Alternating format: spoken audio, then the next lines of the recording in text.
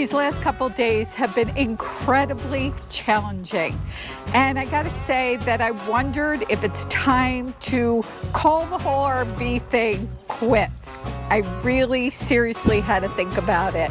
So let's look at what happened with the RV over the last couple of days. What do you do when it rains 4 inches and you're at a campground where you're on grass? Well, what we did is we sunk.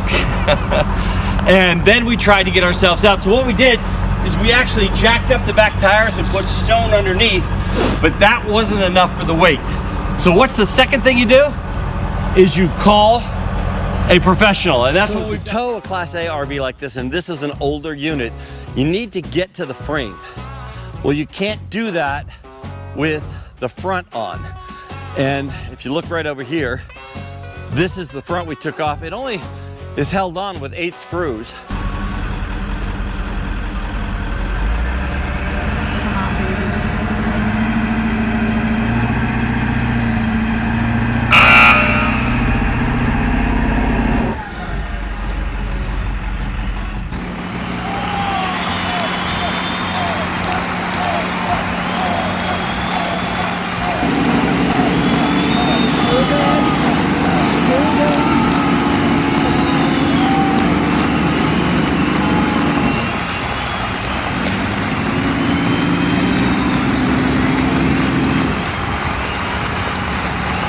The wheel's spinning.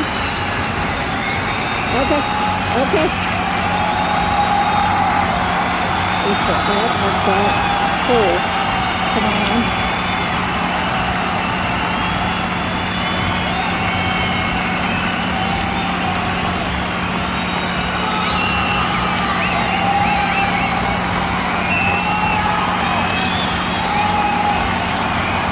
She is out. 2 days of working on getting her out. Sometimes you need to call for help sooner. Well, this has been a lesson in how you can learn from our mistakes. Absolutely. This was probably our biggest mistake, and we spent 2 days suffering. It's really suffering. I mean, really I'm sore, I'm tired, we were under the RV. You know how guys don't like to ask directions and don't like to look at maps and all that? Well, you know what? You gotta swallow your pride. Because we took 2 days of suffering and digging, and we bought 300 pounds of gravel to put underneath these tires. And guess what? We didn't have to do any of that, because when we called roadside assistance, that guy had us out in 5 minutes. He did, when we had the right truck come. And yeah, the first truck didn't make it. It didn't work. It just wasn't the right truck, and you saw what that looked like. The second truck was the right truck. It literally took 10 minutes to pull us out. We could have avoided the damage, the pain in our body. And really, I mean, these challenges, as I said in the beginning, you know, I did stop and think when I went to bed last night, and we were sleeping really on an angle, which you should never do. Right. But there was just no way to level the RV at that point.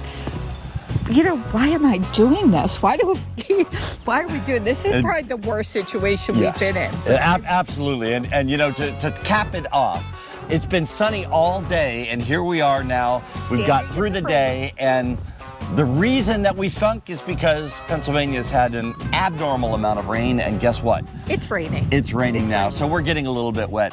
But, you know, this video really, we thought about not doing a video like this because it shows how dumb we are sometimes.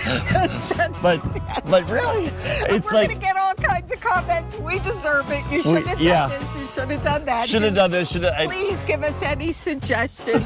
We hope never to have this again, but putting suggestions in the comments really do help other people that might be in a similar situation. Our biggest suggestion, and we're so grateful, we have American Family Insurance. Right. And we are so happy with them.